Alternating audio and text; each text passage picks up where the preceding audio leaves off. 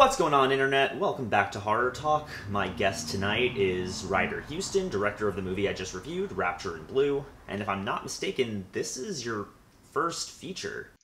First feature, and it's technically like half the length of a normal feature, but first one, first big one.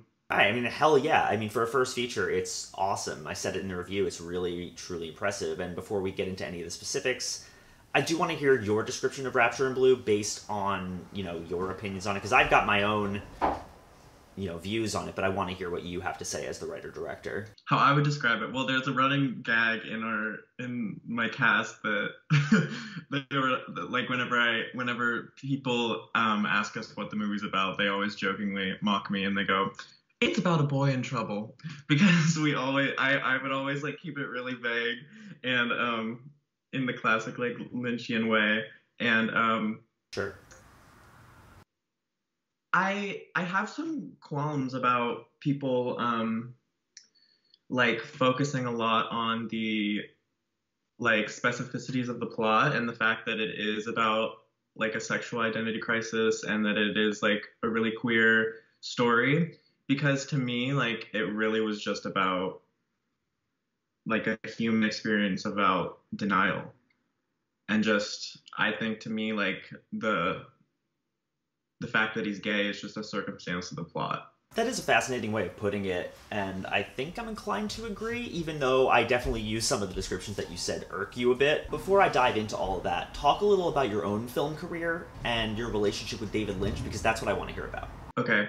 Well, ever since I was little, I was always, like, watching the behind the scenes of like Pixar movies, and I was always like into that like weird shit, like stuff that like normal little kids like wouldn't be doing, like watching like the behind the scenes documentaries and stuff. And then like throughout high school, I was always making like little like YouTube videos, or like middle school, high school, elementary school, I was always making like YouTube videos, and I had some success here and there, which actually helped me fund some of the movie. But throughout high school, I kind of lost that like film thing because I started doing more theater. But then after that was kind of over, I really settled down and started like being serious. And I made this short about a chorus line called Vamp Till Q, which in 2018, and that was kind of like the first thing that really made people like look at what I was doing like seriously.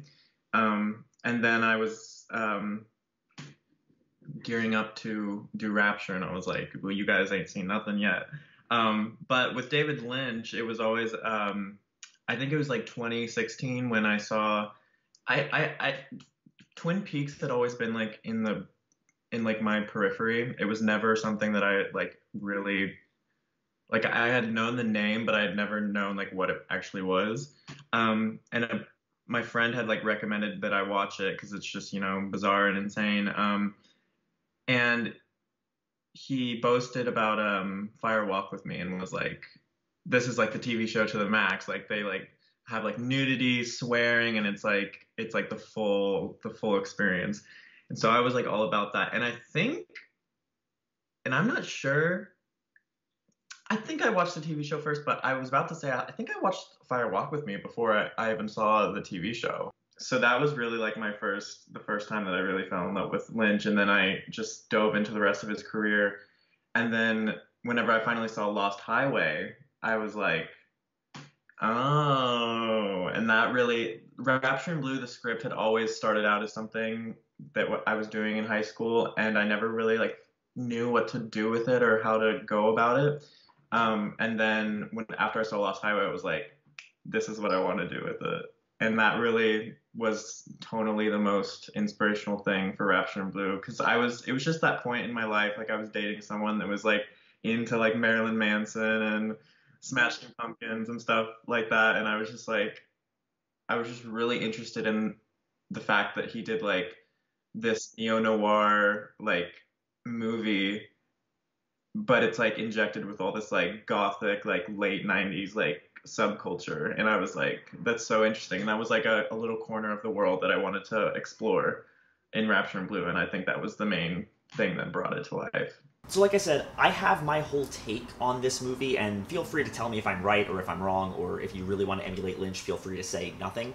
as you said, if you do want to strip away the sexuality crisis there, because ultimately you're right, this is a film about denial, and you've got somebody who's being pressured on one direction by societal standards, and on the other hand feeling this pull towards something that I assume he believes is wrong due to something to do with his upbringing. Like I touched on in my video, there's the possibility of some kind of either religious or political upbringing that seems to frown upon sexuality of any sort, since it seems they're frowning upon the girlfriend as well. So you've got this pull in two completely opposite directions manifesting itself as this Kiefer Sutherland demon man running out of the darkness and acting as a constant reminder of what Jason actually wants versus what he feels he should want. And all of that culminates in the final bit when the other guy... I'm sorry, what's his name? Sebastian.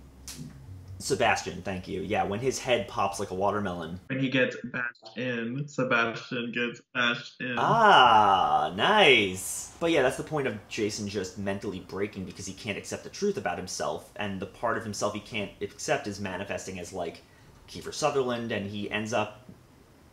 Like, I believe the ending is one that... It's very reminiscent of The Return in that it's open-ended and horrifying, but I also think that it's kind of heartwarming in a weird way that feels like a sense of acceptance.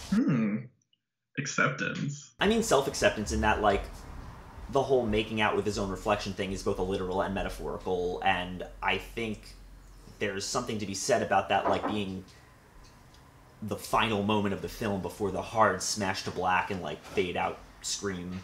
It could definitely be the initial catalyst to acceptance, but I definitely think that that moment is a moment of, like, extreme doom and, like, dread. To me, I think that Jason is going to be forever running from that, and I don't think he'll ever accept it. And so I think in that moment, that's when he knows, he really realizes the truth of what's actually going on, and that's when it silences him. Interesting. Much bleaker than I viewed it, much more nihilistic. I'm a fan. To dive into that a little more, though, there's a very specific type of horror that Lynch does brilliantly, and I think that Rapture delves into that abstract horror in a way that I've never seen a first-time director capture so well. So props to you for that. But can you talk, like, a little bit about that process and what works specifically inspired Rapture in Blue? Like, I know you were saying Lost Highway, but I was also seeing a lot of Fire Walk With Me and Inland Empire in there as well. Yeah. What did you see about Inland Empire? I'm curious. I mean, the whole lo-fi aesthetic of the film is very reminiscent of Inland Empire, and I don't know if it was intentional or due to budget, but either way, it worked. And then you've got the overall seedy, but still kind of lavish feel of the specific locations you chose, and you had, like, an actual Roadhouse moment in the middle of the film, which I think is awesome because it's total vibes of the Questions in the World of Blue scene from Firewalk. And I think it's impressive that you managed to capture that vibe without it feeling derivative. So, like, good job at balancing that line really well, because that's not an easy thing to straddle. Well, I'm super glad that you say that. I was really, there was a part of me that was really insecure about, a lot of people will, when they criticize it, they'll be like, this is almost like too Lynchian, that it, like, is drowned out, that its own voice gets drowned out, which makes me a little insecure. But when I was making it and when I was writing the script and, like, storyboarding it and visualizing the scenes, all of the Lynchisms that were injected into the film were not me, trying to rip off Lynch. They legitimately came from me just understanding that, like, that cinematic vocabulary that he was using to construct his scenes.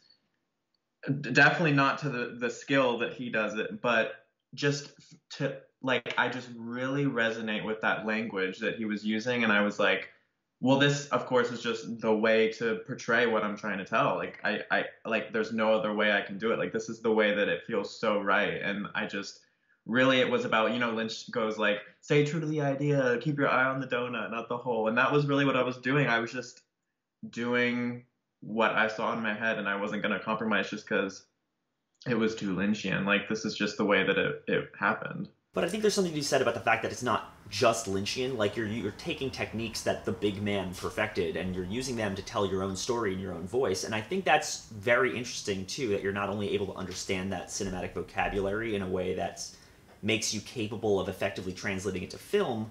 But what I really think is impressive is that you're capable of crafting a full story utilizing purely Lynchian abstractions, and that's not an easy task as a writer and director.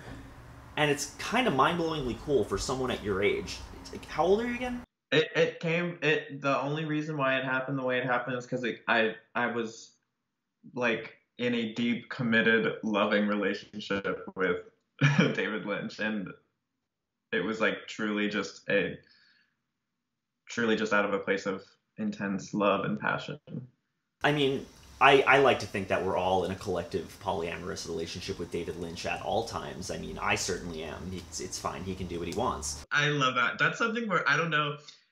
So I was originally going to play Sebastian. Oh, really? Rapture in Blue. Yeah. And because of my boyfriend at the time was uncomfortable with me playing it. So I respected that and I didn't do it. But I also think that he actually blessed me, because if I was playing Sebastian, oh man, it would be so convoluted and complicated to direct and be like in the shot. Like, it would be ridiculous. So I'm really, and also I never would have thought that would have happened. Tanner is incredible. An incredible witch, seductress. But yeah, can we talk a little bit more about Kiefer Sutherland Monster Man? The Pink Man. The Pink Man, is that the name? Okay. So where did the idea come from that, like, I think the argument can be made that he represents, like, latent queerness of some kind. And I guess I'm wondering, like, where did that abstraction come from? Like, making this demonic, shrieking thing as, like, a representation of repressed homosexuality. Well, I think you know. Okay, so there's like a couple things I can think of, and they're all Lynch, but like, which one? Like, there's Bob, there's the Mystery Man from Lost Highway, there's the Phantom from Inland Empire. It was kind of an amalgamation of just all of those, that idea of some kind of like stalker. Originally, in the original first drafts of the script, he was just the stranger, and there was like a scene where Sebastian takes Jason out to like some like bar or something, and I think it was going to be kind of like the nightclub scene. And he first meets the stranger, the guy who's been following him and stalking him, and it was just going to be like a kind of regular guy, kind of more of like a Bobish guy that spoke with like an unsettling drawl, accent, and they would like threaten him with these slow, smooth words of dread and guilt. And so that was what it originally was. But then I kind of just why did I make The Pink Man, to be honest with you, is one of the biggest things about the film that I actually regret. Really? I think, and Bryce definitely doesn't like it. He calls it his audition for the 90s Goosebumps TV show. And which, I mean, I love Goosebumps and I love the TV show, so this definitely, if it did go into the Goosebumps territory, that was intentional. But it was definitely, I regret it because it is like the super like phantasmagorical and like really over the edge. And I think that it wasn't quite what I had in my head, because if we had more money for makeup and special effects, he would have come out a lot differently. Ooh, okay, how? Like, in what sense? I'm curious, just because I love, like, good makeup stories. Well, he was originally based on this painting by this abstract artist that was, like, more of, like, a kind of disfigured, like monster figure. So the fact that we couldn't really distort his face that much kind of made it a little silly. Okay, so I actually think I'm going to disagree on that. I don't think it's silly. I think it captures a perfect level of uncanny where I understand how it could be construed as silly, but given the tone of the movie and how weird and insane everything else is emotionally, tonally, and on a human level, I think that it works because it fits in with that level of chaos while being very, like, uncanny valley about it. Well, thanks for saying that. It makes me really happy when people actually say that they were, like, scared by it. Like, I love it when people tell me that, because I'm like, oh my god, like, I could never be scared by this. But, like, whenever people are like, I was so scared when that happened, I'm like, yes, well, at least it's working for some people. But I think the reason why he came out the way that he did was because for me in the movie, color was extremely important, and I think that everything that's like a certain color in this movie is like very intentional, and like the whole kind of story of the movie and the plot was very much bound to this like theology that I created with the colors. So I think that Pink Man came out the way that he did just solely because of that. I mean, the name makes sense given what he represents, and now that I think about it, so it's like it was kind of very obvious. But yeah, so kind of veering away a little bit, let's talk about like your other influences. Do you have any like favorite directors, favorite horror movies, etc.? Definitely, a lot of people have said like I somebody once has said it's like if Greg Araki fucked David Lynch. And I'm like, that's perfect. I want to put that on a poster. Greg Araki definitely was a big inspiration. Have you seen Doom Generation? I have not actually. You haven't. Rose McGowan's first movie. It's really good. Oh, shit. Okay. I mean, well, you sold it to me on that alone. I'll check it out. It's like it's basically Rapture and Blue minus the Lynchian stuff. It's like more of the. It's like it definitely inspired the aesthetic, the like Nine Inch Nailsy kind of vibe, the Hell World kind of like really forced like hardcore vibes, and all of the like neon colors. It's definitely like that. Um, so Greg Araki was a huge inspiration. Also, his film Nowhere was also aesthetically inspirational. Just the use of like colors and stuff. And I was really trying to go for like an authentic like 90s, a late 90s like aesthetic for the whole movie. I was really trying to be authentic with it, and I think I might have captured that. Especially when you compare it to Araki's early. I think you did. Thanks, but I think especially when you compare it to Araki's early stuff, I think it kind of matches a little bit. Um, so Greg Araki was definitely the other big inspiration. Let's see, and then there was Lynch. Some of my favorite directors are I love Bob Fosse. Do you know who that is? Yeah.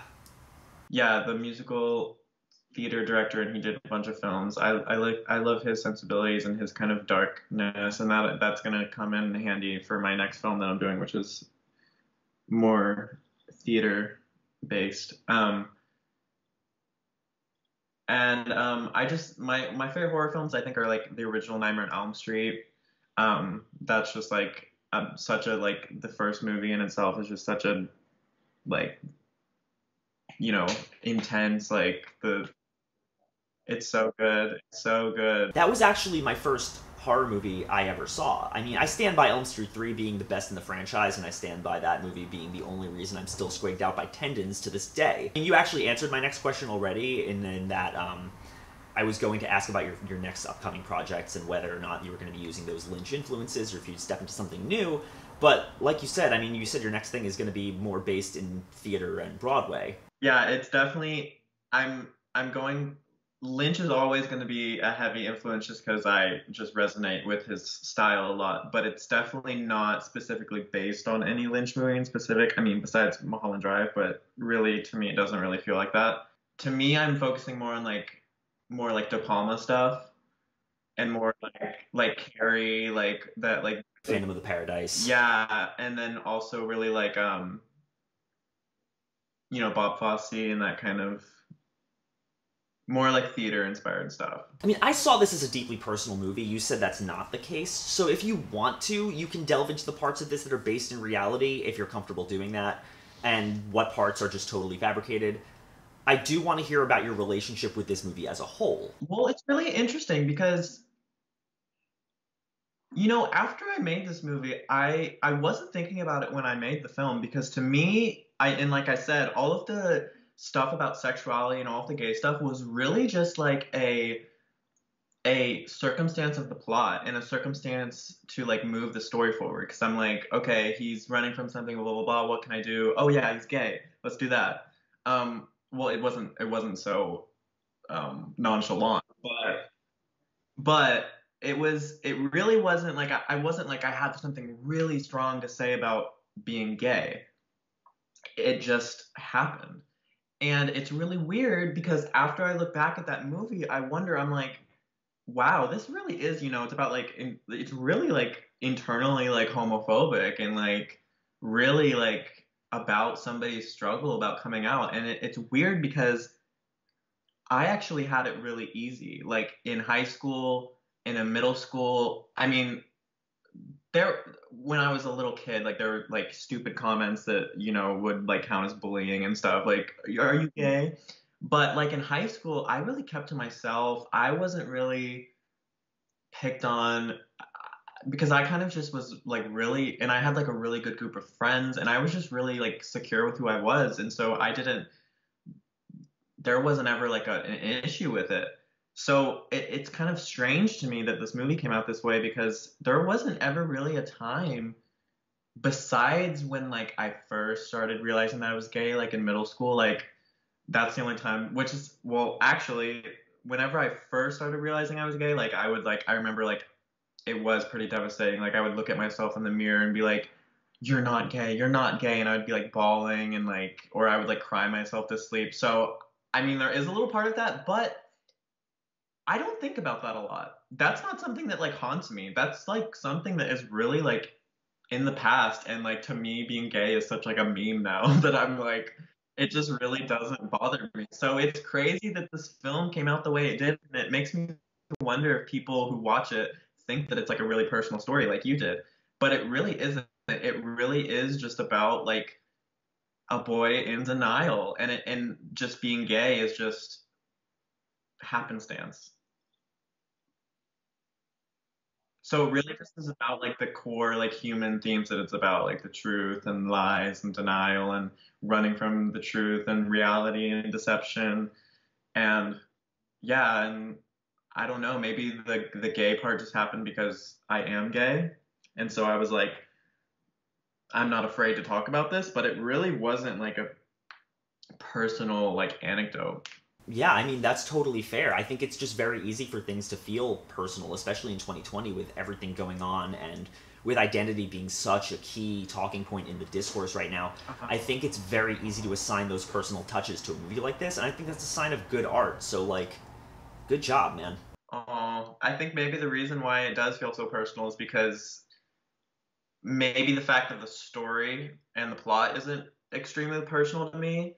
Um, all of the emotions and the aggressions and the feelings in the movie are extremely personal. Like all of the like emotional force behind everything is like really passionate and personal, but the specificities of the plot is not. That's just a completely made up thing. I just think it's super rad to get to talk to other indie filmmakers and hopefully get some insight into their process and give some people out there some insight as well. So, like, I do hope that those of you watching found this, interesting and inspiring in some way. And Ryder, thank you so much for coming on, man. I appreciate it more. I bet you. I would highly recommend checking out Rapture in Blue. You can currently find it streaming on Amazon Prime. You can also find it on DVD. My patrons are going to get access to this video first because you're all kind and it's a special interview video, so you all get early access. For the rest of you, down there in the description, there is a link to my Patreon, and if you want to be like any of the people who are getting early access to this video, you can check it out and consider donating. I would really appreciate it. You can be like all these cool people right here. It would mean a lot to me. Even $1 would help. It makes us grow new, better quality content for you all to enjoy. And if any of that interests you, I would really appreciate it. You can get gifts sent right to your door. You can get access to movie nights every month. It's going to be a lot of fun, and I would appreciate donations, but even if you don't, thank you so much for watching anyway, and I will see you all very soon. Bye.